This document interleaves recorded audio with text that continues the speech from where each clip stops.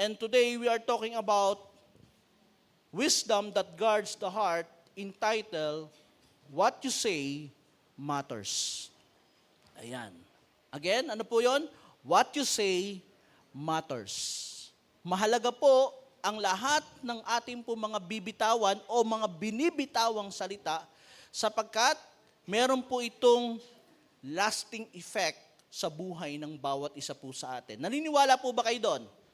Na yung bawat salita po na naririnig po natin o yung bawat salita na binibitawan po natin, meron po yung epekto sa mga taong nakakapakinig po sa atin.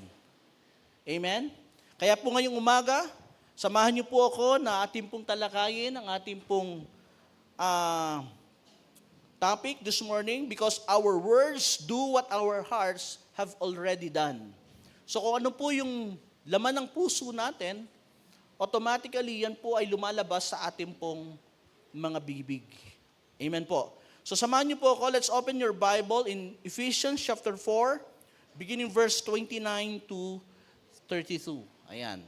So, babasahin ko po sa inyo sa NIV version. Tayo po tayong lahat as we read the Word of God. Samahan niyo po akong basahin. Sabi po dito sa Ephesians chapter 4, beginning verse 29 to 32, sabi po dito, do not let any unwholesome talk comes out of your mouths, but only what is helpful for building others up according to their needs, that if may benefits those who listen. Verse 30, and do not grieve the Holy Spirit of God, with whom you were sealed for the day of redemption. Get rid of all bitterness, rage, and anger, blowing with slander, and with anger with every form of malice. In verse 32, be kind and compassionate to one another, forgiving each other, just as Christ God forgive you. Purihin po ang pagbasa ng salita ng Diyos. Tayo po'y sumandaling manalangin. Panginoon, marami pong salamat sa iyong mensahe na aming pong pagbubulay-bulayan ngayong umagang ito. We ask and we pray, Lord God, samahan mo po kami sa umagang ito at ikaw po ang malayang kumilos sa aming pong kalagitnaan sa umagang ito. Hinihiling po namin, O Diyos, anumang mga bagay na nasa aming puso, na siya pong nagpaparumi sa amin, na siya pong nagiging dahilan, Panginoon, upang hindi po namin mabantayan ang aming puso ngayong umagang ito. Tulungan mo po kami, Lord God, na lahat ng ito, as we hear your message, Panginoon, tulungan mo po kaming lahat ng ito'y mawala sa aming po mga puso, Panginoon. At dalangin po namin, Panginoon, palitan mo po ito ng mga bagay, Panginoon, na nakalulugod sa iyo pong harapan, sa iyong kalooban. Give us a kind heart, Panginoon, forgiving heart, Lord God, na kung saan, Panginoon, ito po yung nais mo na maranasan po ng iyong mga anak sa umaga pong ito. And this is our prayer. In Jesus' mighty name we pray. Everybody say, Amen. Amen. Praise God. So, alam naman po natin na ito pong Ephesians ay isinulat po ni Apostle Paul. Amen po? So, ito po ay kanyang isinulat para po sa mga believers o sa mga Christians. Okay? So, take note of this, hindi niya po ito sinulat sa mga unbelievers o sa mga taong wala pong relasyon sa Panginoong Hesus. Sinulat niya po ito na kung saan ito po ay binibigyan niya po ng advice. Ito po mga taong ito po mga believers dito po sa Ephesus, kung paano po sila mamumuhay ng tama. Okay? So, tingnan po natin, coming from the people, sino po ba ito nagsasalita na ito? Kasi nga po, what you say matters. Mahalaga po yun, po? So, tinitingnan po dito, sino ba itong tao na to na nagsasalita nitong bagay na ito? Okay? That is why what you say matters. Kasi po, every time na mayroon po tayo napapakinggan, every time na mayroon po nagsasalita sa harapan po natin, unang-una tinitingnan po natin, teka muna, sino ka ba? Yan bang sinasabi mo ay ginagawa mo? Yan bang sinasabi mo ay kaya mong patunayan? Di ba? That is why what you say matters. Mahalaga po yun.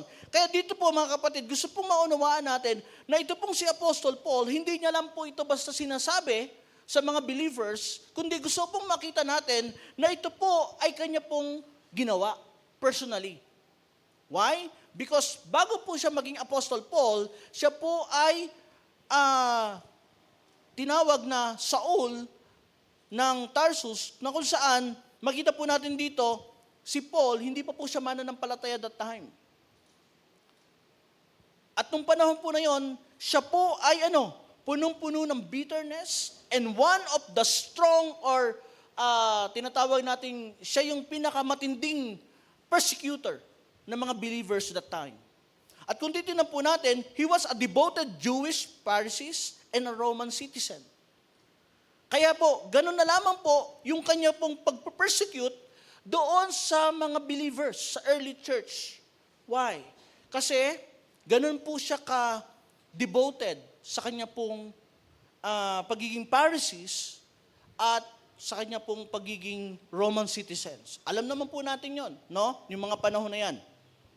But suddenly, nagkaroon po ng tinatawag na dramatic encounter, ito pong si Paul. Kaya po, ito po ang isang katotohanan na kapag tayo po ay nagkaroon ng tinatawag na personal encounter sa Panginoong Hesus, hindi po pwedeng sasabihin mo na hindi ka nabago ng Diyos o hindi nabago yung puso mo. Kasi bakit? Kasi po, nung time na si Paul ay nagkaroon po siya ng personal encounter sa Panginoon. Take note nung una, bago po siya naging believers, siya po ay number 1 persecutor ng mga believers that time.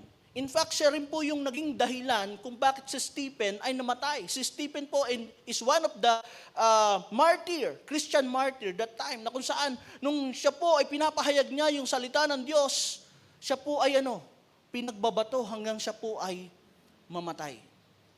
So that is why, makita po natin dito, marami mga believers, early church that time, takot po sila kay Paul. Bakit po? Kasi hinahanding po sila At si Paul, meron po siyang authorization na gawin yung bagay na yon. Kaya po, ganun na lamang po yung kanyang tapang na gawin tong bagay nito. But take note, nung nagkaroon po siya ng personal encounter sa Panginoong Hesus, after Jesus resurrect, kinausap po siya ng Panginoon, na-encounter niya ang Panginoong Hesus. At nung time na yon, dun po nangyari? Nangusap po ang Panginoon sa kanya.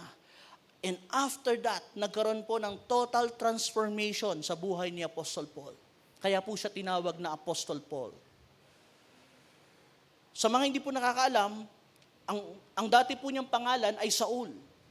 Nung siya po ay isa pa pong Pharisees at Roman citizen that time, na kung saan ginagampanan niya yung kanyang tungkulin as a Pharisees that time, yun po yung kanyang pangalan. But nung siya po ay nagkaroon ng encounter sa ating pong Panginoong Hesus doon sa road of Damascus that time, nagkaroon po siya ng complete transformed life. So, ano pong gusto ko makita natin dito mga kapatid? That is why what you say matters. Bakit po? Kasi ito pong panahon na ito, same people na sumulat po ng Book of Ephesians, na habang siya po ay nasa kulungan, sinusulat niya po ito, ay ano po nangyari? Same person, si Paul, ini-encourage niya po yung mga believers na ano sabi diyan? Ano sabi niya po doon sa verse 31? Get rid of all bitterness, rage and anger, blowing and slander, along with every form of malice. Ano sabi niya? Be kind and compassionate to one another. Wow. Siguro kung hindi mo kilala si Paul, na siya po ay na-transform na that time, at sasabihin niya ito sa iyong harapan, pwede mo sabihin sa kanya, wow, coming from you. Di ba? Maraming tao ganyan. Pagka binibigyan mo sila ng advice, sinasabihin mo sila, tapos kilala ka nilang tao, alam nila yung pagkatao mo, sasabihin nila, wow, coming from you.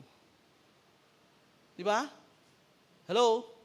Nakukuha niyo po? Bakit po? Kasi lahat ng tao na sinasabihan po natin, hindi lang yan sila basta nakikinig. Tinitignan nila kung anong klase ng tao, kung sinong tao yung nagsasalita sa kanila. That is why even sa ating pong family, kapag kino-correct natin sila, sometimes magbabat-in yan sa atin Bakit? Ikaw nga Ganito ka nga Di ba? binabalikan nila sa atin yung sinasabi natin. Bakit? Because what you say matters. Mahalaga po yun. Kaya po, lahat ng salita na binibitawan po natin, dapat po muna nating pinag-iisipan, not once, twice, thrice, maraming beses. Bakit po? Kasi may mga tao po na lagi pong nakatingin kung sino yung taong nagsasalita sa kanila. Hello? That is why gusto pong maunawaan po natin si Paul, bago niya po in-encourage yung mga believers that time, ginampanan niya po yung kanyang tungkulin. Sa matter of fact, si Paul, hindi lamang po siya basta na-convert, basta na-transform, tapos narinig na lang natin basta-basta na nag-share ng Word of God. Siya po ay nag-aral po sa pangunguna po ni Gamaliel.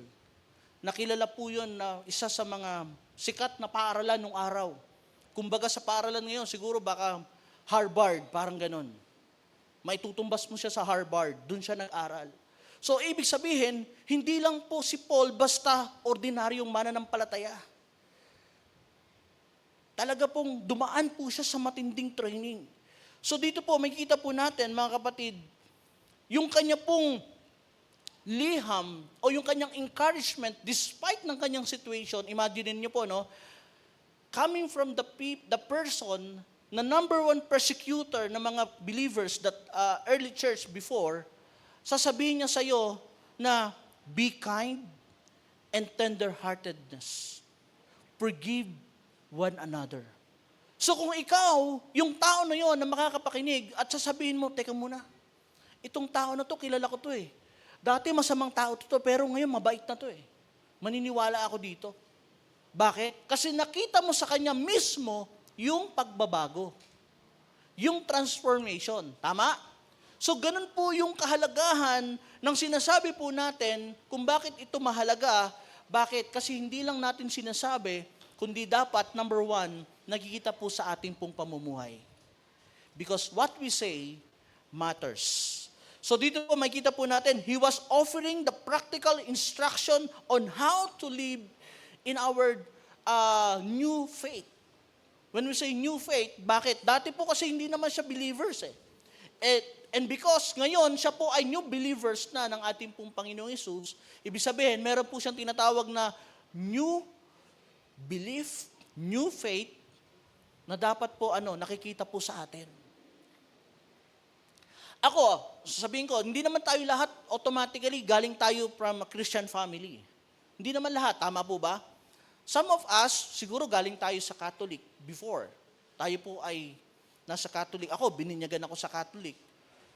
And then, years later, nakikilala natin ng Panginoon, nagkakaroon tayo ng personal encounter sa Panginoong Hesus, personal relationship sa Panginoon. Hindi na doon pinag-uusapan yung religion mo, hindi yun eh. Kundi, yung relationship mo na sa Panginoon. Bakit po? Yung relationship to God matters. Bakit? Kasi kahit nasaan kang sekta o relihiyon, kung yung buhay mo hindi talaga nabago, masisira lang yung sekta na pinuntahan mo. Tama, mali? Masisira lang yung church o yung religion na pinuntahan mo. Bakit? Kasi hindi na, yan ba yung sinasabi nilang ganito, ganyan? Bakit ganyan? Akala ko ba Kristiyano yan? Bakit ganyan ang buhay niyan? Bakit ganyan magsalita yan? Bakit ganyan palaaway? Bakit ganyan naninira? O, di ba? Sinong maapektuhan? Hindi naman tayo basta-basta yung nasisira eh. Yung dinadala natin, which is yung ating pong nakakabit sa atin na sinasabi natin that we are Christian. Sino yon? Si Christ. Walang iba kundi ang ating pong Panginoong Hesus. That is why dito po especially, tinuturuan po tayo ni Paul na ang gusto niya po mangyari sa atin, magkaroon tayo ng uplifting words that can help to build others. Hello? Sino sa inyo naka-encounter na meron kang isang kaibigan na nung sinaran mo siya, nagkaroon siya ng pag-asa? Di ba? Meron po sa atin, minsan sinasabi natin, sayang kung alam ko lang na ganun mangyayari sa kanya, sana kinausap ko siya, sana sinabihan ko siya kaagad, sana ganito, ganyan, ganyan. Di ba? Nangyari na po ba sa inyo yun? Na kinabukasan, kausap mo lang siya ngayon, kausap mo lang siya kahapon, tapos nabalitaan mo kahapon, may nangyari sa kanya. Di ba? So, this the time, mga kapatid, na kung ano man yung mga bagay na pinapagawa sa atin ng Panginoong Hesus, gawin na natin, wag na tayo magpatumpik-tumpik pa. That is why what you say matters. The point number 1 is, bakit nga po ba mahalaga yung bawat salita na bibitawan natin? Because number 1, ano po ang sabi dito? Life or death. What you say matters because pwede itong magdulot ng buhay o ng kamatayan sa buhay ng isang tao na makakapakinig nito. Why? Because sometimes, akala natin ini-encourage natin isang tao pero hindi natin alam, dinadown na pala natin siya. Akala natin maganda pa yung sinasabi natin doon sa tao pero hindi natin alam, lalo natin siyang nilulubog doon sa kanyang sitwasyon. That is why we need to, pagdilay-dilayan, meditate yung ating pong mga salita na bibitawan sa ating pong kapwa. Ephesians chapter 4:29, ano po sabi dyan ni Paul? Do not let any unwholesome talk comes out of your mouth. Wag mo daw hayaan na magkaroon ka ng mga bagay o mga salita na mga hindi ukma. Anong tawag doon? Hindi, Tagalog na nga, hirap pa, no? Hindi akma doon sa taong kausap mo. Bakit po? Kasi may mga bagay, minsan, kinukumpara natin yung sarili natin doon sa kausap natin. Which is, iba po tayo, no? That's why we need to understand na sabi dito, do not let any unwholesome talk comes out of your mouths. Ano sabi ni Paul? But only what is helpful for building others up according to their needs. Take note, according to their needs. Minsan, ang dami natin sinasabi. Meron tao na papaka-counsel sa atin. Sa halip na siya yung pakinggan natin, ikaw na yung pinakinggan niya. Baliktad, ano? O sige, ikaw na magkwento. Ano ba problema mo? Sige, sabi mo sa akin. Siya nga yung nagsasabi ng problema. Tapos, hindi, ako nga ganito. Kada may sasabihin sa problema, hindi, ako nga o sige, ikaw na. Di ba? So, sometimes, kinakailangan natin tignan. May mga pagkakataon sa buhay natin na tayo naman yung dapat makinig sa kanila. Dahil hindi lahat ng bibitawan natin o hindi lahat ng sasabihin natin makakatulong sa kanila. Hello? Bakit po? Even in the book of Proverbs state that the tongue has the power of life or death. Meron pong kapangyarihan ng dila. Naniniwala po ba kayo doon? Meron pong power. There's a life or death, and those who love it will eat its fruit. Ano ibig sabihin? Aanihin mo lahat ng sinabi mo. Kaya mag-ingat po tayo sa bawat salitang bibitawan po natin. Kaya nga, di ba, nasabi, lahat ng bibitawan mong salita pwedeng gamitin laban sa'yo, sabi ng mga pulis pag hinuhuli ka nila. Di ba? Kasi lahat po ng sasabihin natin, lahat po yan ay babalik po sa atin. That's why in the book of Proverbs 18:21, ano po sabi diyan? The tongue can bring death or what? Life. Those who love to talk will reap the consequences. Kaya yung sinasabi nila, may karma. No, yung consequence, yun yung nakakatakot. Yung babalik sa'yo yung sinabi mo. Kaya nga mga kapatid, ito every time, ito yung laging encouragement ko. Sa halip na magsalita tayo ng mga pangit na salita sa kapwa natin, sa halip na magsalita tayo ng mga curse sa kapwa natin, mag-declare tayo ng blessing sa kanila. Kaya ano sabi ni Jesus, di ba? Kapag meron kang kaaway, pray for them. Bakit po? Kasi once you pray for them, ano man yung mga ipag-pray mo sa kanila, siguro naman dito, wala naman tao dito na nagpe-pray na, Lord, may kaaway po ako, patayin mo na po siya, ikaw na pong bahala sa kanya. No joke. Wala naman sigurong gano'n na magpe-pray na tao, di ba? So every time na nagpe-pray tayo, we ask for God according to His will. So meaning to say, Lahat ng bibitawan natin salita, ibabalik sa atin. So kung ganun din pala, mas maganda kung magbibitaw ka ng salita sa kaaway mo o magbibitaw ka ng salita sa kapwa mo, dapat blessing na. Para kung bumalik man sa'yo, ano babalik sa'yo? Blessing. Di ba? Kasi ito po yung problema sa atin minsan. Hindi tayo nagiging aware. Kaya nga ano po yung team natin? Wisdom that guards the heart. Binabantayan natin yung puso natin, pero hindi natin nababantayan yung huso natin. Na which is, yung lumalabas dyan ay nanggagaling din sa puso natin. That is why, sabi po ng Book of ng Book of Proverbs, na mahalaga po na dapat yung ating pong dila, bantayan din natin. Why? Because there's a power of life or death sa ating pong dila. So, ito pong verse na ito sa Proverbs 18:21, it is the great reminders for each and every one of us na yung lahat ng words natin ay meron pong great impact sa lahat ng tao na makakapakinig nito. Kaya nga, yung speech natin can either magli-lift up sa tao, mag-encourage ba ito, mag-heal ba ito, or it can tear down the person na makakarinig ng iyong pong salita. That's why spreading negativity can destroy relationship. Makakasira po ito ng relasyon. Kanina lang, pagising ko ng umaga Actually, kagabi ko pa siya nabasa. Pagising ko kanina umaga, yung pa rin yung nabasa ko. Yung page ng Mary Holmes, ang dami ko nababasang issue. I don't know kung sa mga taga Mary Holmes kung nabasa niyo yun. Blah, blah, blah, barangay, pakisaway naman yung nagmumotor dyan, napakaingay, blah, blah. Umahaba na yung usapan. Tinignan ko yung comments hanggang 84 comments na. Sabi ko, grabe naman tong conversation na to. Ginawan GC. Yung page, ginawan GC, ano. So, anyway, ano po ibig sabihin, mga kapatid? Because our words, pwede itong magbigay ng masamang epekto sa buhay ng isang tao. Amen po? So, what you say and what you don't say are both important. Ang gulo mo, pastor Sabi mo, kung ano lang yung sasabihin namin. Hindi po. Minsan kasi may mga pagkakataon sa buhay natin na may mga bagay na hindi mo na kailangang sabihin pa. Like for example, magkaibigan tayo, Kuya Jen.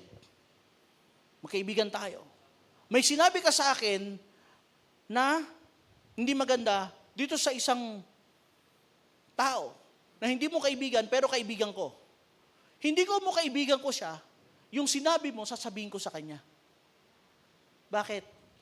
Kasi it will cause chaos. Magkakaroon ng problema. Magiging dahilan ako para mag-away kayo. Which is kung ano man yung narinig ko coming from you, meron akong para i-guard yung heart ko na hindi sa akin magsisimula yung negative words na nanggaling sa iyo. Kaya anong advice ko sa mga church member? Kung meron kang gustong sabihin sa kanya o kung meron kang gusto mong iparating sa kanya yan, personal, kayong dalawa mag-usap. Why? Kasi kapag dumaan sa iyo yan at nakarating sa kanya yan, chismis yan. Hello? Darating ang time, pwedeng ikaw pang mabaliktad. Bakit? Kasi pwede niyang i-deny na sabihin niya sa kanya, wala akong sinasabing ganyan Baka siya yun, may galit sa'yo. O, di ba? That is why, ano ibig sabihin? What you say and what you don't say are both important. Mahalaga po yun. Kaya hindi lahat dapat binibigay natin yung information. Baka mamaya, yung sinasabi mong information dun sa kaibigan mo, yun din yung magiging weapon para masira yung pagiging magkaibigan nyo. Nakukuha niyo po ibig ko sabihin? Even po sa mag-asawa. Sa mag-asawa, hindi na lahat dapat sasabihin ko pa sa kanya. I'm not saying na magdilihim ka sa kanya, kundi pinoproteksyonan mo lang yung relasyon yung dalawa bilang mag-asawa. Na hindi niya na daw dapat malaman pa para hindi na kayo magkaproblema. Alam naman natin ang mga babae. Laging tama yan. Alam naman natin ang mga babae. Di ba? Lahat ng sinasabi natin sa kanila, Ito ewan ko kung totoo to sa ibang babae lahat ng sinasabi natin sa kanila, kahit tapos na yan, lumipas ang maraming taon, may nagawa ka lang na babalik ulit yan. Nasipa mo lang yung aparador, yan. Kasi ganyan. Kung yan inayos mo noon pa, sana. Di ba? So, hindi na ako magkukwento, ayoko na. Baka mapunta pa tayo saan? Magkabarangay. Di ba? Ano ibig sabihin? Minsan kasi yung mga bagay na nagagawa natin, nagkakaroon niya ng watermark. Naaalala pa rin yan. Di ba? So, you must not only say right words. Minsan kasi akala natin, ano bang magandang salita sasabihin natin sa kanya? Alam mo, sa totoo lang, kahit anong ganda ng salita sasabihin mo sa isang tao, kung hindi niya kayang i-accept yung pagkakamali niya, hindi niya matatanggap yon. Hello? Di ba? Kaya minsan may pagkakataon, hayaan mo na lang siya mismo makarealize ng mali niya. Bakit? Kasi minsan, mag-aaway lang kayo Di ba? So, you must not only say right words at the right time. Ano sabi diyan? But also not say what you should do. You should not. Di ba? Nakuha niyo po ba? Bakit? Ito po ang sabi. Sabi dun sa verse 29, do not let any unwholesome talk comes out of your mouths. Ano sabi dito? Get rid of all bitterness, rage, and anger. Kasi po, sometimes, may narinig tayo sa isang tao, dahil galit tayo sa kanya, ipakakalat natin yan. Huy, sabi ni ganito, ganyan.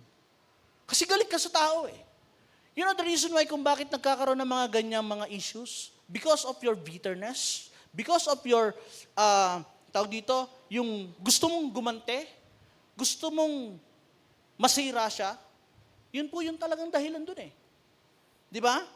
Kaya nga, ano nangyayari? Yung brawling, ibig sabihin po pala nun, yung pakikipagsuntukan, yung pakikipag-away. Yan, meron ba dito na mahilig makipag-away? Di ba? Kapag sabi, sige nga, hawakan mo nga tenga. Nung araw kami ganon, pero ano lang yun, hanggang salita lang yun, tapang-tapangan lang yun. Pero alam nyo, ngayon mga kabataan nakakatakot na. Parang hindi mo na sila pwedeng biruin ng ganun kasi talagang tototohanin nila, baka bombahin pa nila buong paaralan. Last week lang po, di ba, nabasa niyo sa GC natin, nagkaroon po ng bomb threat sa Georgetown. Praise God, nahuli na po yung gumawa nun. Pero, yun daw po ay udyok lang ng mga barkada dahil pinagbantaan po yung kanyang pamilya. Pag hindi niya ginawa, meron pong gagawin sa kanya. Kaya po mga magulang, bantayan po nating maigi yung mga anak natin, lalong-lalo na po sa panahon ngayon. Ano po? Baka po magamit po sila sa mga ganyang bagay. So ano po ibig sabihin? Kasama po dito yung gossip, putting down others, bragging, manipulating, false teaching, exaggerating, complaining, and flattering and lying. Kasama po yan dito. Yun po yung mga bagay na kung saan sumisira ng buhay, pamilya, relasyon ng ibang tao. So kaya kung hindi natin babantayan yung bawat salita na binibitawan po natin, it will cause either life or death. Hello? Nakukuha niyo po ibig sabihin? So, before you speak, ask if what I want to say is true. Totoo ba itong sinasabihin ko? O baka naman mamaya, gawa-gawa lang to. Dapat, i-ano muna natin, alamin muna natin, maraming mga fake news ngayon. Baka madali tayo ng mga ganun, pwede po tayong kasuhan. Di ba? Ito ba ay necessarily, kailangan ba itong makarating sa kanya? Kailangan ko bang sabihin to sa kanya? O baka pag sinabi ko to sa kanya, lalo lang siya magkaroon ng depression. Baka lalo lang siya magkaroon ng problema. So, hindi na dapat. Kaya nga, what you say and what you don't say is very important. Dapat alam natin yon kung kailan tayo magsasalita, kung kailan tayo may sasabihin sa kanila, at kung kailan tayo dapat manahimik para sa kanila. So, James chapter 3 verse 5 give us warning. Si James nagbigay po ng warning sa atin. Ano po sabi ni James? Chapter 3 verse 5. Ano sabi niya diyan? So also the tongue is a small thing, but what erroneous. Inorious, sorry. Ano nga? Enormous. Alam ko siya sa isip ko pero yung bibig ko lang Sabi dito, enormous damage it can do. Ano ibig sabihin ng enormous? Ang ibig sabihin daw po pala niyan, yung napaka-laking pinsala na pwedeng maidulot sa buhay ng isang tao. Imagine mo ano sabi ni James? Yung dila daw po is a small thing, maliit lang po na bagay, na parte ng katawan po natin. Actually, di ba, I don't know kung tama o mali alam ko, ang dila walang buto. Tama? Di ba? Walang buto. Pero, ano sabi niya? Kasi yung kamao natin, may buto yan. Pag yan kala natin, yan yung pinaka-damaging part ng katawan natin Pero hindi. Matindi pala yung bawat lalabas sa salita natin, matindi. Kaya nga, di ba, sabi ng iba, saktan mo na ako sa physical, wag lang sa salita. Kasi meron din tayong tinatawag na, kung merong physical abuse, meron ding verbal abuse. Nabubulol na tuloy ako. Pasmado yung bibig verbal abuse. May verbal abuse. Kaya nga sabi dito, a great forest can be set on fire by one tiny spark. Grabe. So, ibig sabihin, hindi lang pala, kaya pala yung ating pong puso, connected yan sa ating pong kailangan din natin siyang bantayan. Bakit po? Kasi delikado. Imaginin mo yan.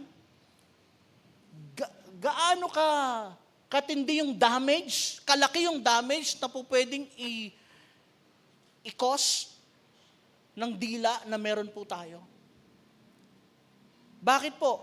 Kasi yung bawat salitang bibitawan po natin, marahil, yes, sabihin natin mga hindi totoo. Pero nag-iwan ka na ng question mark sa isip ng tao I don't know kung updated kayo sa mga nangyayari po ngayon doon po sa ating pong impeachment hearing. Ito, wala po akong doon balance lang tayo muna ngayon. Meron ako nabasa doon na sabi ng isang attorney, sa hearing daw, kapag meron kang inask na question sa kanya, at hindi naman talaga totally proven or malinaw yung question na yon, tapos i-withdraw mo agad. I-withdraw mo. Kumbaga, tinanong mo, totoo ba? Halimbawa lang, Kuya Jed, totoo ba, Kuya Jed, na ikaw ay maraming babae? Kunyari lang yon. Tapos, di ba, tinanong yon, tapos biglang, hindi, babawiin ko na yung sinabi ko, hindi na yon. Pero, nasabi mo na Ano ibig sabihin? Narinig na ng mga tao. Tama? Narinig niyo ba yung sinabi ko? Hindi. Narinig. So, yung narinig nyo na yon, gagawa na yun ng sa mind ninyo. So, ibig sabihin, yung maayos na pagtingin nyo kay Kuya Jed, nagkakaroon na ng confusion. Ay, si Kuya Jed, marami pala, babaero pala to. Kahit hindi totoo yung sinabi mo sa kanya, pero dahil ikaw yung nililigawan niya, aawayin mo na siya. Ayoko sa'yo, mababaero ka Di ba? Pero hindi totoo yun. Pero pinaniniwalaan mo yung pumasok sa isip mo. Bakit? Kasi nga po, sometimes, dun sa mga tao nagsasalita, hindi nila nag-guard yung kanilang dila. Hello? Nakuha niyo po ibig ko sabihin, mga kapatid? Pag hindi, ulit tayo sa umpisa. Okay. So, ano ibig sabihin? So, tongue is a small members of the body, and yet, it has the power to accomplish great things.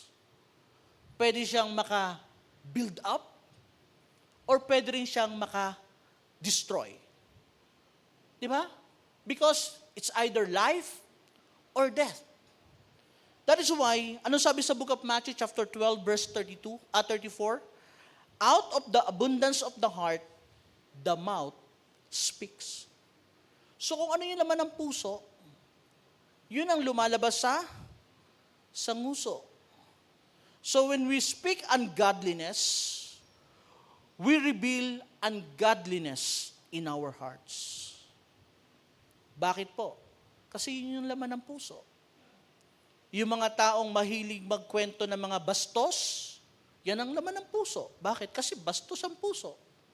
Yung mga taong mahilig magsalita ng mga pangit na salita, yan ang laman ng puso. Kaya po yan ang lumalabas sa kanya. Because mouth and heart are connected.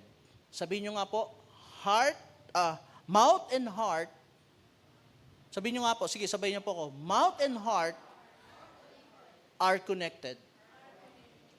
So, dapat po nating maunawaan yan. So, always think before you speak. You never know whose life you are affecting with your words. Hindi natin alam sinong naapektuhan ng salita natin. Baka mamaya, hindi mo alam, matindi pala yung pinagdadaanan niya. Dahil dun sa word na binitawan mo sa kanya, yun yung naging dahilan kung bakit kinitil niya ang buhay niya. Hello? May kilala ba kayong ganyan? Sa halip na encourage mo yung tao, sugatan na, duguan na, anong ginawa mo? Sinaksak mo pa. Sinaktan mo ang puso ko. Ano yan? Pinukpok mo ng martilyo. Binuhusan mo ng asido. Di ba? Duguan na eh. Kaya mga kapatid, what's the point number 2? The point number 2 is, basahin natin, ano sabi? Words have a lasting effect. Di ba? Words have a lasting effect. Totoo hindi? Sabi nila, yung peklat, pwedeng mawala. Pero yung peklat sa puso na naidulot ng salita, hindi na nawawala basta-basta. Di ba? Kahit sa matagal na panahon na, maaalala ng taong nasaktan yung mga bagay na sinabi niya. Kaya nga ako, doon ako napanood yung Tony Talks ni Raisa May, nung sinabi sa kanya nang nabasag niya yung flower vase, sabi sa kanya, hindi mo ba alam na yung vase na yan ay mas mahal pa sa buhay mo? 6 years old si Raisa May nung sinabihan siya niyan. Pero nang sabi ni Raisa May kay Tony Talks, may twist. Bakit? Nung nanalo siya sa Itbulaga, yung bahay ng kapitbahay niya, na nabasagan niya ng vase, anong ginawa niya? Binili niya yung bahay. Imagine mo yan, hindi lang yung base yung binayaran niya, kundi yung buong bahay. Bakit po? Kasi words have a lasting effect sa buhay natin. Yung salita na yon na tumatak sa puso ni Raisa May, yun yung naging instrument niya para magsikap siya sa kanyang buhay. Tandaan natin, Ephesians chapter 4 verse 30, ano sabi dito? And do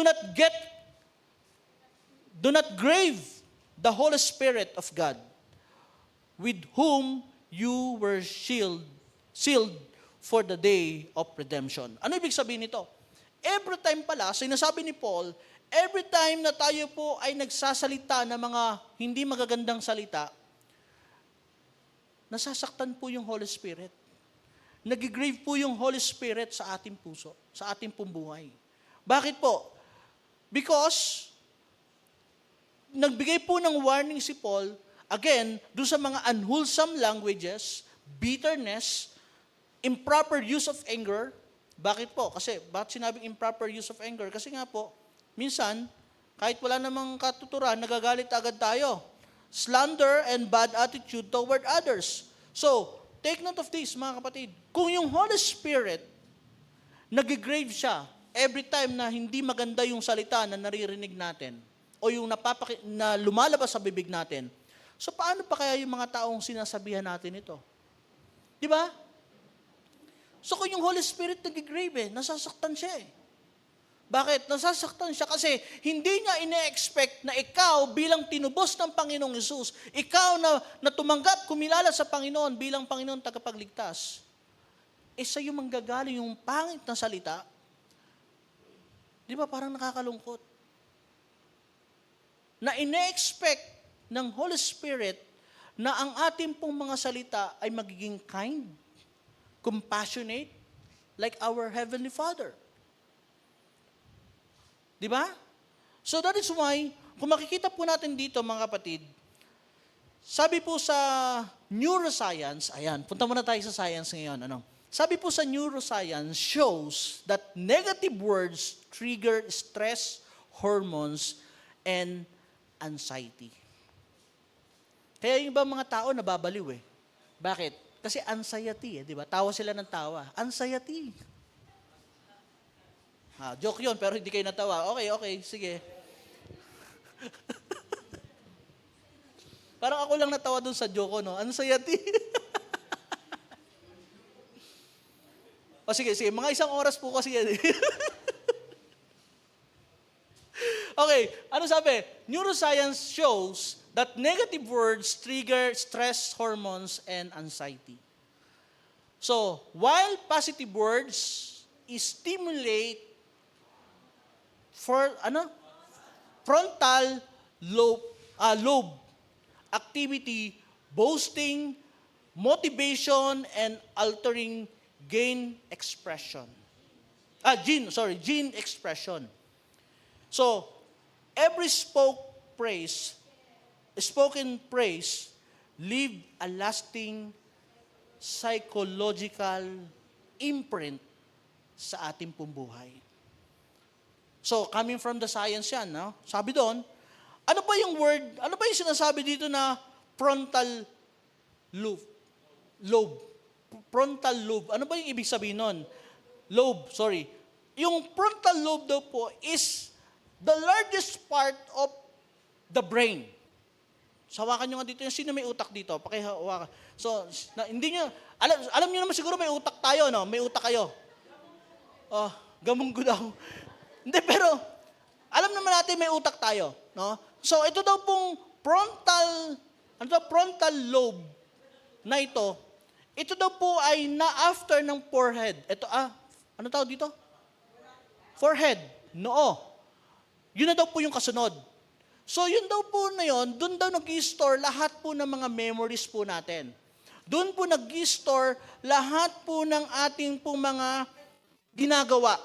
Okay? So, doon natin makikita yung ating pong, yun daw po yung tinatawag motor control, thinking, memory, reasoning, self-control, maintaining social expectation, planning, and abstract thinking. Doon daw po yun nakalagay. So, meaning to say, nag-iiwan daw po, yung bawat salita po natin, nag-iiwan po yan ng a remarkable imprint. That is why words have a lasting effect. Na kahit sa'yo, nakalimutan mo na, pero doon sa taong sinabihan mo, hindi niya makakalimutan yun. Hello? Nakukuha niyo po ibig sabihin? Kaya po, kailangan po natin talagang bantayan, i-control yung ating pong mga salita. Because what you say matters. Mahalaga po yun eh.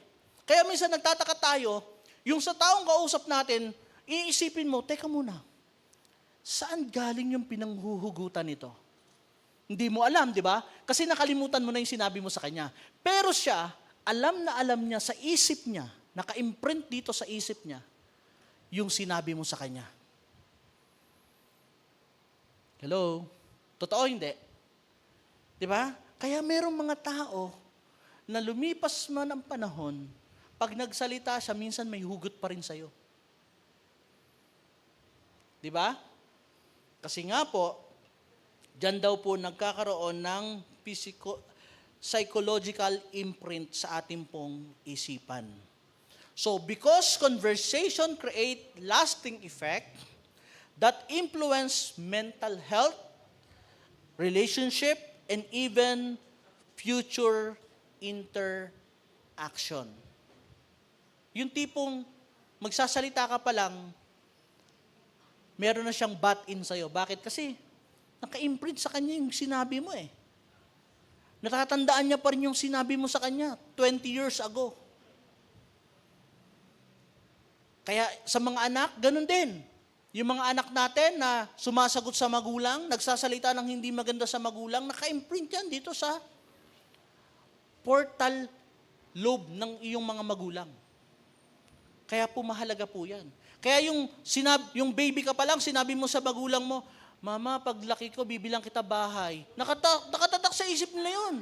Sabi mo, paglaki mo, anak, bibilan mo ako bahay. Nung lumaki na, wala. Iniwan ang bahay. Di ba? Pumunta sa kapitbahay. Kaya, tandaan natin mga kapatid, naka-imprint po yan. Naintindihan po ba natin mga anak? Kaya huwag tayo basta-basta mangangako sa mga magulang natin. Kasi naka-imprint po yan. Delikado. Ha? Ano sabi dyan? Your words has lasting effect. Bakit po? Kapag hindi mo yan natupad, naku, may epekto yan. Sasama loob, di ba? Ma, pagka-graduate ko, magtatrabaho ako, itataguyod ko ang pamilya natin. Sabi ng nanay, hindi kasi naka-imprint din sa kanila yung sinabi ng magulang. Sabi ng magulang, anak, makagraduate ka lang, pwede ka na mag-asawa. Pagbaba sa stage, ma, girlfriend ko, magpapakasal na kami bukas. Patay! Masunurin. Bakit kasi sabi, nak, makagraduate ka lang. Unahin mong pag-aaral mo, makagraduate ka, pwede ka na mag-asawa. O, yun. Kasi yun ang sinabi natin sa kanila eh. Dapat specific, ayusin natin, nak, pag nakagraduate ka, huwag ka muna mag-aasawa ha. Tulungan mo muna kami makapagtapos yung dalawa mong kapatid, si Nehemiah at si Shalom.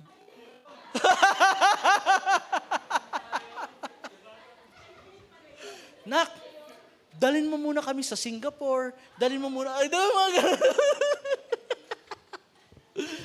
dinadaan sa ganun eh, no? Pinaparinig natin sa kanya para at least, wag munang mag-aasawa. No? Si Ate Alice, andito baka. Okay. So, ibig sabihin, mga kapatid, makita po natin dito yung kahalagahan ng mga salita na binibitawan po natin. Okay? So, ano ibig sabihin nito? Being mindful of what you say and how we say it is deeply important. Tama? Mahalaga po yun. Kung paano natin sasabihin. Bakit po? Kasi minsan, yung words natin, kahit gaano kaganda yan, pagka yan minsan medyo hindi pa proper yung heart ng taong sasabihan mo, hindi pa niya matatanggap yan eh. Kaya minsan, pag galit yung tao, huwag mo na kausapin. Kasi baka mamaya, mas lalo lang mag-trigger. Di ba? Hayaan mo muna. And then, pag dumating yung time, nagkaroon kayo ng happy moment, sirain mo yung moment niya. Sabihin mo sa kanya. At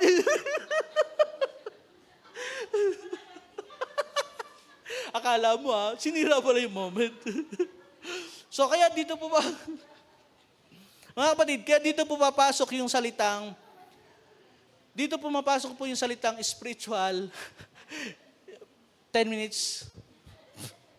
Ayan, bilisan na natin kasi 10 minutes na lang daw. Dito po papasok yung salitang spiritual accountability. Sabihin nyo nga po, spiritual accountability. Bakit po? Kasi nga po, nag-grave yung Holy Spirit every time na tayo po'y nakakapagsalita ng hindi maganda. So, taking responsibility for one's action. So, lahat ng mga ginagawa po natin, ano po sabi diyan? The seal, yung word na seal, referring to the Holy Spirit presenting in the believer's life as a mark of ownership. Bakit po? Kasi nung tayo po ay nakipag-isa kay Kristo, nung tayo po ay tumanggap sa Panginoong Hesus, yung Holy Spirit po ay naging mark sa atin as a believers of Jesus Christ, at yun po ay sumasa atin, at yun po ay kasama natin. Kaya every time na may gagawin tayo, akala natin walang nakakakita, akala natin lihim yung ginagawa natin, pero hindi natin alam, meron pong Holy Spirit na nag-grave doon sa mga bagay na ginagawa po natin. That is why spiritual accountability is very important sa ating pong mga buhay. Amen po? So, we expect a change in speech when a person become a Christian. Tandaan po natin yan. Kapag yung isang Kristiyano, kapag ang isang tao, hindi pa siya Christian, hindi pa siya mananampalataya, okay, naintindihan natin. Alam natin, magsalita siya ng mga pangit na salita, magsalita siya ng mga hindi magagandang salita, naintindihan natin yun. Bakit? Kasi hindi naman siya Christian eh. Kaya in fact, sa kanila po, nadjustify nila yung mga words nila. Even po yung pagmumura, para sa kanila, expression lang yun. Hello? Di ba? Sabi nila, ayoko dyan sa born again na yan. Bawal magmura dyan. Eh yung pagmumura, sabi daw nila, hindi daw kasi nila nababasa sa Bible. Eh masamang expression yun. Hindi magandang salita yun eh. Di ba? Yun yung sinasabi ni Paul na,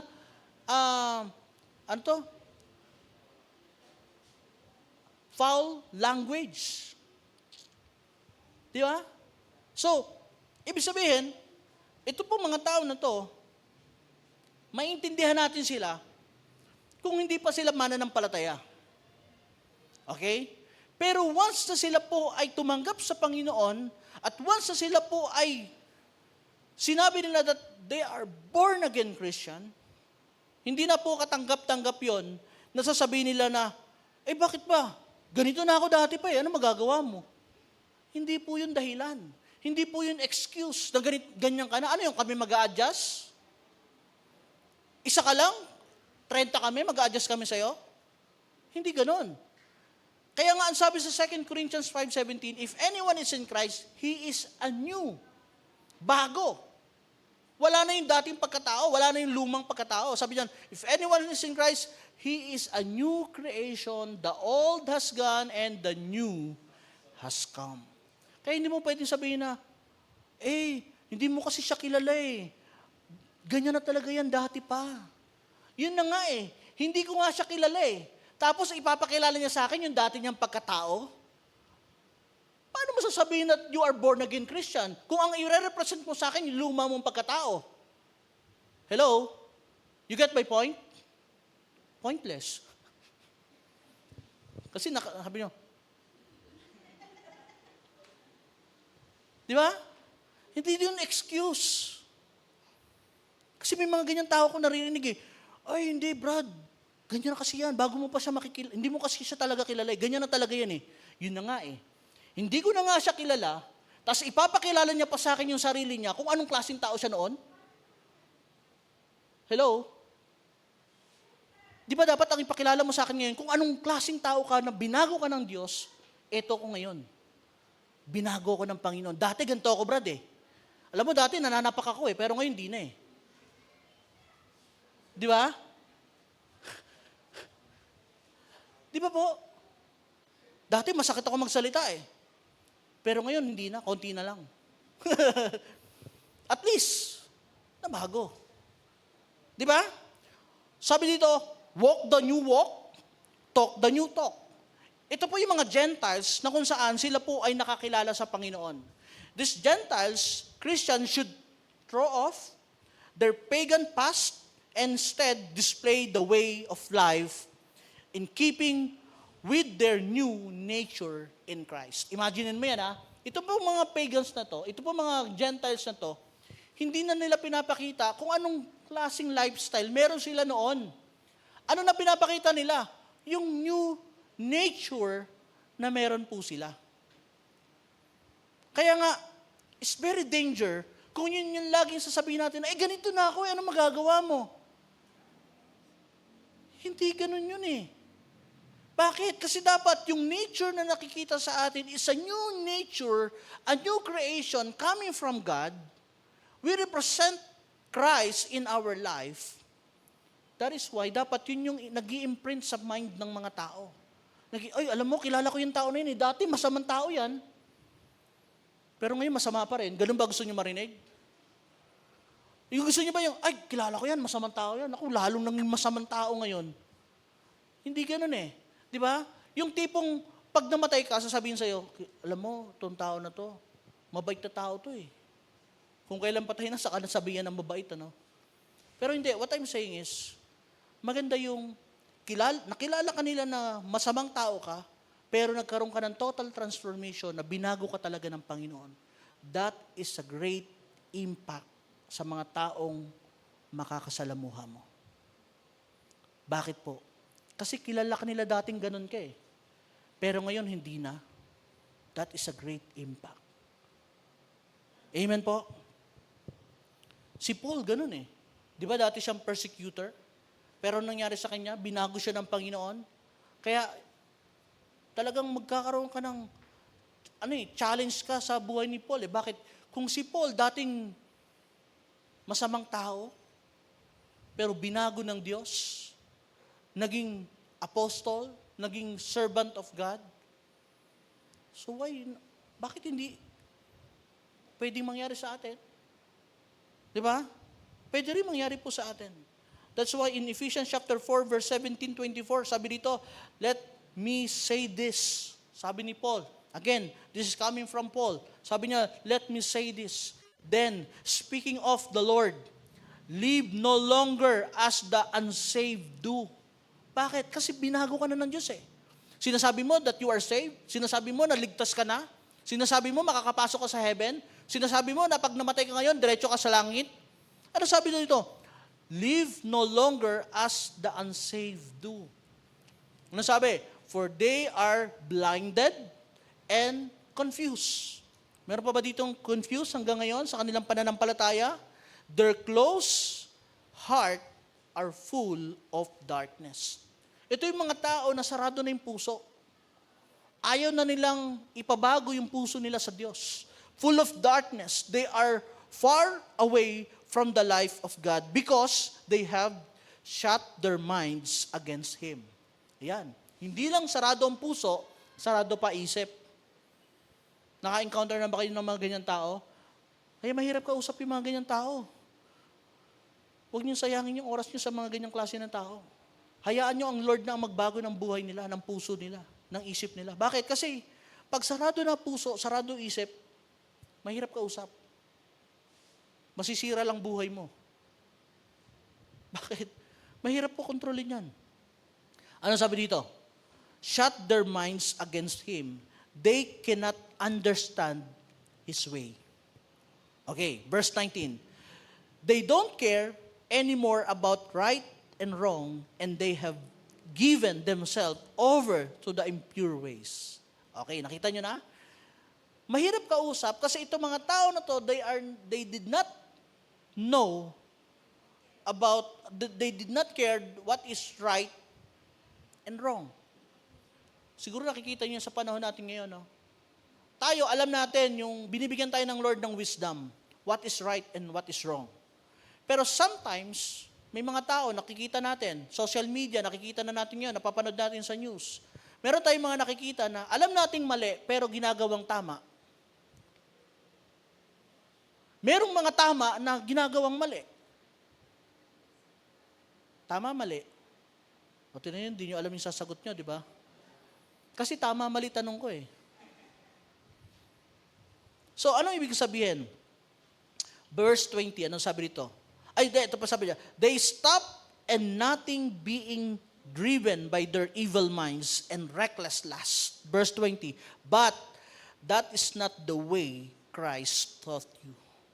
Hindi yan yung gusto ng Diyos na gawin natin. Ano sabi dito? If you are really heard His voice and learn from Him the truth concerning Himself, then throw off your old evil nature. The old you that was a partner in your evil ways routine, way rotten, true and true, full of lust and shame, sham, hindi 10, no, sham. Now, your attitude,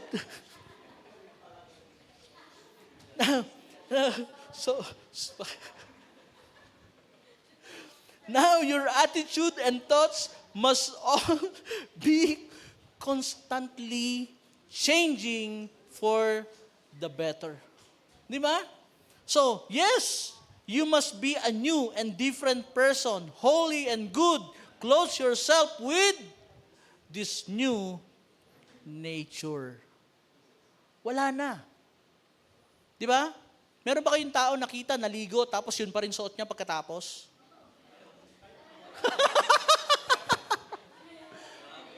Grabe kayo. Sobra naman yan. Baka naman pag hinubad nyo yun, tatayo na yan kusa.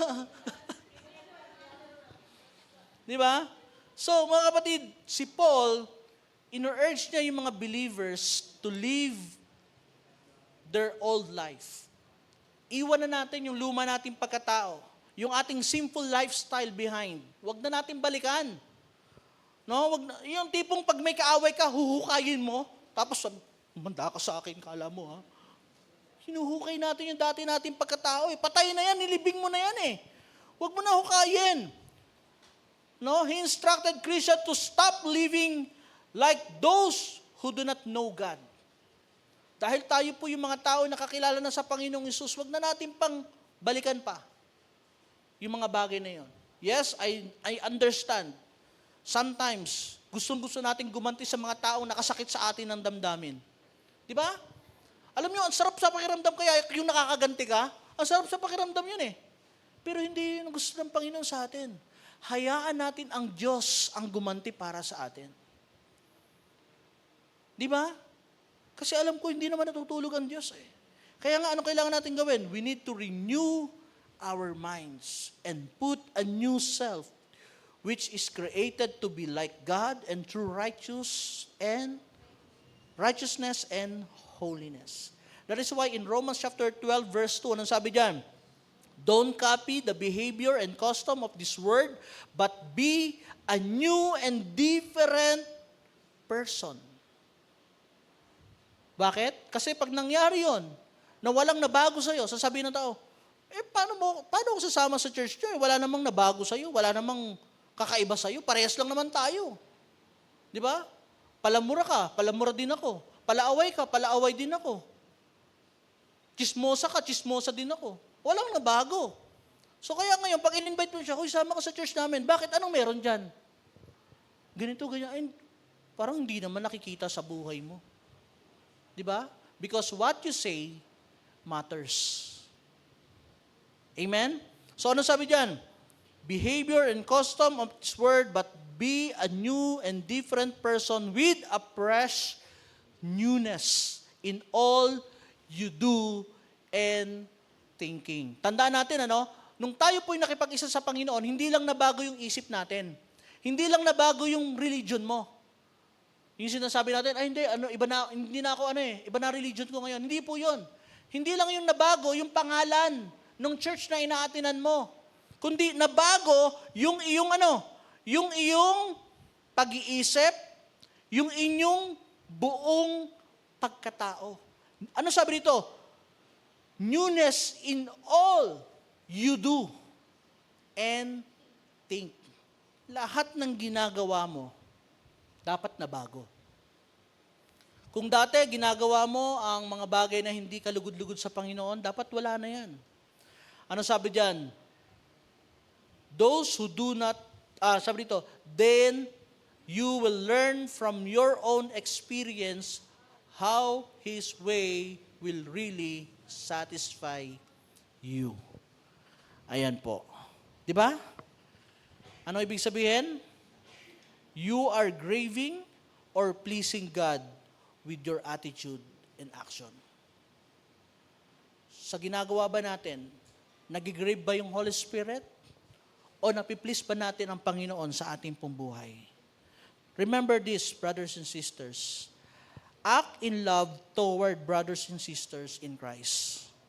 Just as God act in love by sending His Son to die for our sin. Namatay siya para sa atin. So we should what?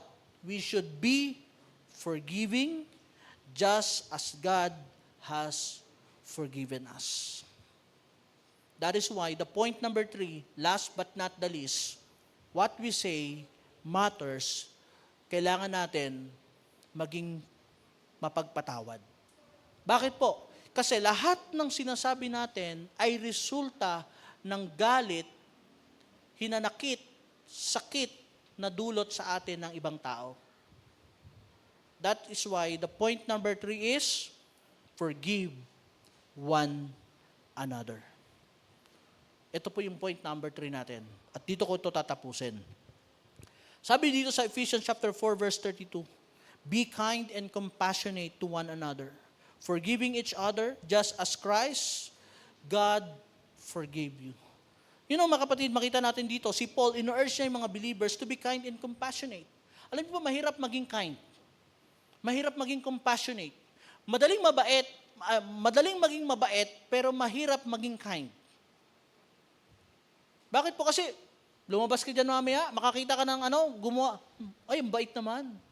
Diba?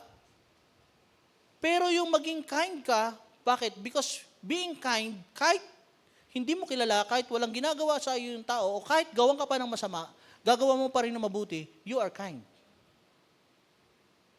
Wala kang pinipiling tao. Kahit pa yan ay nagsasalita ng hindi maganda sa iyo, gawan mo pa rin ng mabuti, you are kind. Yan yung character ng kind, being compassionate. Na kahit na alam mo, yung tao na yan ay hindi nakakatulong sa iyo, walang nagawang mabuti sa iyo, you are compassionate, gagawa mo pa rin siya ng mabuti. That is why, yan po yung gusto ng Panginoon sa atin. Why? Because ito po yung tinuturo sa atin ng Panginoong Yesus to be kind and compassionate to one another, and also, kapag meron tayong ganitong attitude, kapag meron tayong ganitong heart, doon na magkakaroon tayo ng tinatawag ng forgiving each other. Matututunan natin patawarin yung mga taong nakasakit ng ating pong damdamin.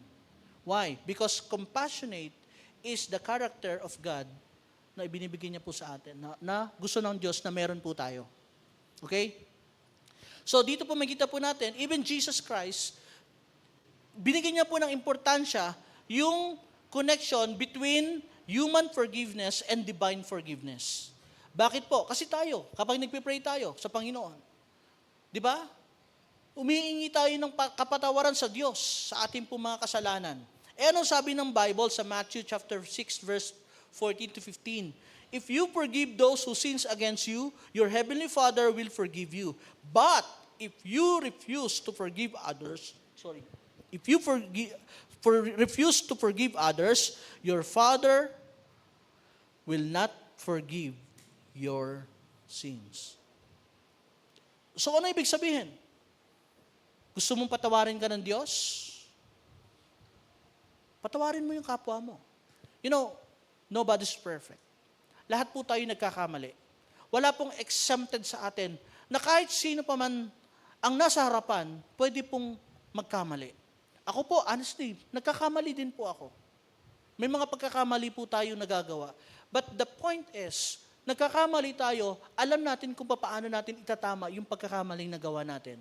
And alam natin kung paano tayo magpatawad doon din sa mga tao nakakagawa din sa atin ng mali. Why? Because kung gusto mong patawarin ka, dapat marunong ka rin patawad. Kasi yung iba, ang galing lang pag tumatawad. Di ba? Pero magpatawad, ayaw. Pero pag tumawad, ang galing. Dali mo sa Divisoria, dali mo sa Baclaran, ang galing tumawad. Yan. Di ba? Natatawa tayo, pero may katotohanan. Forgiving one another and fill our hearts with the love of Christ so that only truth and purity can come out of our mouth. So kaya po nagkakaroon ng mga bitterness, kaya po nagkakaroon ng mga slander or mga malicious words na lumalabas sa ating pong bibig because of yung ating pong galit doon sa tao. Kaya kapag ka nagpatawad ka na doon sa tao na yon, hindi ka na magsasalita sa kanya ng mga negative words. Bakit? Kasi pinatawad mo na siya eh. Di ba? So ibig sabihin, pinagkakatiwala mo na siya sa Panginoon. Wala na po yun sa iyo. That is why, sabi nga ni Peter, love cover the multitude of sin. Na kahit gaano karami yung kasalanan na nagawa niya sa iyo, because of the love of Christ, dapat kalimutan mo na yon. Dapat mawala yon. Sabi ni Pastor, grabe ka naman magsalita. Ganun-ganun lang yon sa iyo, kalimutan. Alam ko po mga kapatid, hindi po madaling magsalita, hindi po madaling kalimutan yung mga bagay na yon. Bakit? Kasi even po ako, nasasaktan din naman ako pag may mga salitang sinasabi sa akin na hindi naman po ganun kadaling kalimutan yung bagay na yun. Pero alam kong hindi madali, pero yun ang gusto ng Panginoong Yesus. Anong gagawin natin? Sumunod tayo sa Panginoon. Hindi natin kaya. Hindi natin sa Panginoon, Lord, hindi ko po kayang patawarin tong tao na to. Grabe po yung mga binitawan niyang salita sa akin. Hindi naman totoo, pero grabe, Lord, nasaktan ako ng gusto. Hingi mo ng tawad, hingi mo ng prayer sa Panginoon. Tutulungan ka ng Lord na mag-release ka ng forgiveness sa Kanya, na kahit hindi niya deserve patawarin, patatawarin mo siya. Bakit? Kasi hindi naman para sa Kanya yun eh. Para sa iyo yun. Hello? Bakit? Kasi yun ang sabi ng Panginoon eh. Sino bang kausap ng Panginoon? Ikaw. So kung meron man gustong sabihin ng Panginoon sa Kanya, kakausapin siya ng Panginoon. Pero ikaw mismo, personally, yung relationship mo sa Panginoon dapat maayos. Dapat tama. Gusto mong patawarin ka ng Panginoon sa mga kasalanan mo? Ano sabi ng Panginoon? Magpatawad ka. So sa ayaw at sa gusto mo, susunod ka sa Panginoon. Di ba? Ano sabi dito? Christians are called to be let go of the right to seek revenge or hold grudges.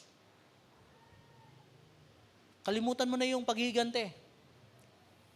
Kalimutan mo na yung plano mo na mga bagay na hindi naayon sa kalooban ng Diyos. Instead, choose to let go of any bitterness na nararamdaman mo ngayong umagang ito at mga bagay na nagawa niya sa iyo na hindi tama.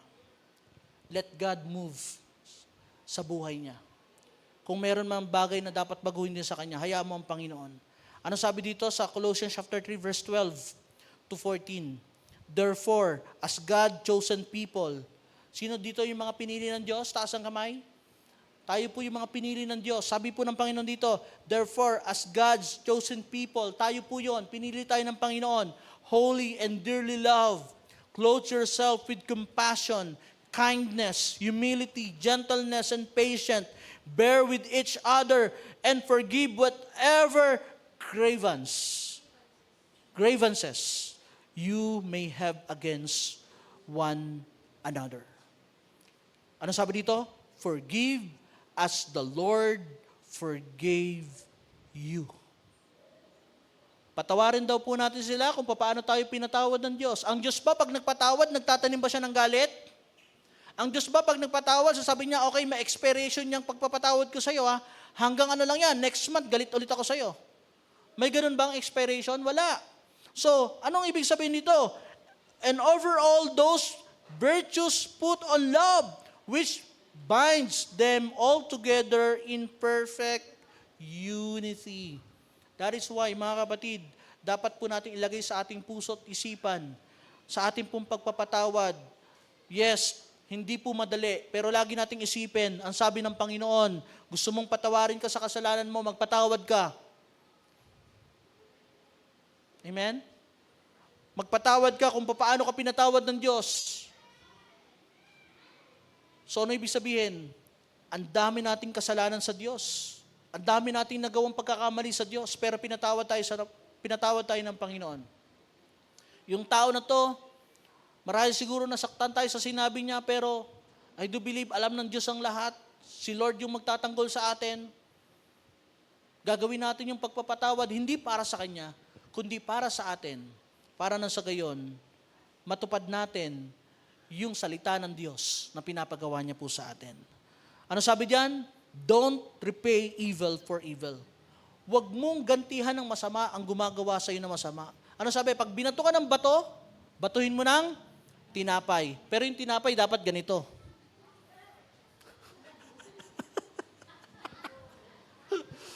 Dapat daw. Kasi yun ang sabi nyo. Kidding aside. Dapat ganyan daw yung tinapay. Di ba, Kuya Jed? Pag binato ka ng bato, batuhin mo daw ng tinapay, pero lagyan mo muna ng bubog. Biro lang po yan, para lang po matawa po tayo. Pero ibig sabihin, sabi po ni Peter, sabi niya, 1 Peter chapter 3, verse 8 to 9. Okay, sabi dito, finally, all of you should be of one mind. Sympathize with each other, love each other, as brothers and sisters, be tender-hearted and keep a humble attitude. Asan na yun? Humble attitude. Verse 9, ano po sabi dyan? Don't repay evil for evil. Don't retaliate with insult when people insult you. Ayan, kasi maraming mga tao kapag sinasabihan sila ng hindi maganda, nagre-retaliate, nagwawala, nagagalit. Ha? Ang dami pong nababalikan ng mga istorya, mga kwento. Instead, ano po sabi diyan? Pay them back with a blessing. Di ba? Pay them back with a blessing. Last week, may nambaba sa akin sa Facebook. Anong sabi ko sa kanya? In the end, sabi ko sa kanya, Brad, kung hindi ka taga Mary Homes, wag mo akong sabihan ng ganyan. Wag ka mag-comment ng ganyan sa akin. And then sabi ko sa kanya, hindi mo alam kung anong klaseng kalsada meron kami dito sa Mary Homes. God bless you. Sabi ko sa kanya. Kasi yun yung time na merong papalabas ako dito, biglang may nag-U-turn sa harapan ko. Tapos may nag-comment doon na tanga daw ako, bobo daw ako, ganyan-ganyan. Hindi mo, imaginein mo kung lahat ng salita na negative words na yon i-adapt mo, na yung tao nagsasalita na hindi mo naman kilala, at di ka naman kilala personally, do you think, a-apekto ba yun sa'yo? Dapat hindi. Bakit? Hindi ka naman niya kilala personally. Hindi mo naman siya kilala. Paano mo nasabing bobo ako? Paano mo nasabing ako, di ba? Hindi. Kaya mga kapatid, don't repay evil for evil. Sinabihan ka ng hindi maganda, sabihan mo ng mabuti. And then, marirealize yan. Para siyang binuhusan ng malamig na tubig na mahihimasbasan yun. Teka muna, ba't ko sinabi yun? Di ba? Mas maganda yung ganun. Kaysa yung pag binatin ko yun, sinabihan ko, baka humaba yung conversation. Baka mag-away lang kami dun sa social media. Na hindi naman kami magkakilala, pero magkaaway kami. Nagkakasalubong na pala kami, hindi ko alam, kaaway ko pala siya sa Facebook. Di ba? Ang hirap nun, di ba? Yung sa kasi hindi ko naman kilala talaga yun eh. Pero anyway, sabi dito, pay them back with a blessing.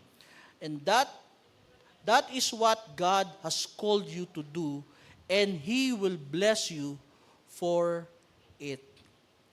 Hallelujah. Di ba? Ang sarap. Kaya sabi nila, kaya marami mga Kristiyano, actually, totoo to, marami mga Kristiyano na-abuse. Bakit kasi sabi, Christian yan, hindi yan lalaban, hindi yan papatol, hindi yan ganito, ganyan. Pero hindi nila alam, yes, hindi man tayo lumalaban sa kanila, pero may Diyos tayo na nagtatanggol sa atin na hindi nila alam. Di ba? Kaya wag po kayo mawalan ng pag-asa, mga kapatid. What we say matters. This reality means we must consider our words, be careful in our speech, and be ready to apologize when we cause harm, and always be ready to forgive others. Handa po ba tayo magpatawad ngayong umaga? Bakit po? Kasi pag sabi doon, kung magpapatawad tayo, ganun din yung pagpapatawad sa atin ng ating pong Panginoong Hesus. As I end this message, mga kapatid, alam ko po masyado na pong mahaba ito. Pero sana po, meron po tayong natutunan ngayong umagang ito. As a conclusion, sabi po rito, what we say matters because through them, you can discover the true content of a person's heart. Malalaman mo yung laman ng puso ng tao. Remember, we are called to reflect God's kindness, compassion, and forgiveness in our daily interaction. As a believers, sealed by the Holy Spirit, we must put away bitterness, rage, and slander. Instead, choose to be tender-hearted and loving just as God forgive us in Christ. Amen po, mga kapatid. So today, ano po kailangan natin gawin? We must choose your words intentionally. Hindi ka lang basta magsasalita. You must choose your word intentionally. Speak life. Magsalita po tayo na nagbibigay ng buhay sa bawat isa. Encouraging word para sa bawat isa. Hindi yung Nakita natin yung ka-churchmate natin dyan, hindi nag-church ngayon. Oh, sis, Brad, kumusta ka na? Ba't di ka nag-church ngayon? Ikaw kasi, lumalayo ka pa sa Lord, andiyan ka. Di ba, alam mo yun, imbis na encourage natin na, oh, next Sunday kita tayo Di ba? So, speak life, not criticism. If you feel anger or hurt, pause and before you react. Huwag ka basta-basta magre-react. Baka mamaya, may nabasa ka lang na post sa Facebook, di naman pala ikaw yung pinapatungkulan, nag-react ka kaagad. Guilty yarn. Di ba? Ask God to help you. Tutulungan tayo ng Panginoon na maging channel of grace tayo ng Lord. Bakit po? Kasi yun ang gusto ng Panginoon sa atin. Be kind and compassionate to each other. So magiging channel of grace tayo ng Panginoong Jesus. Especially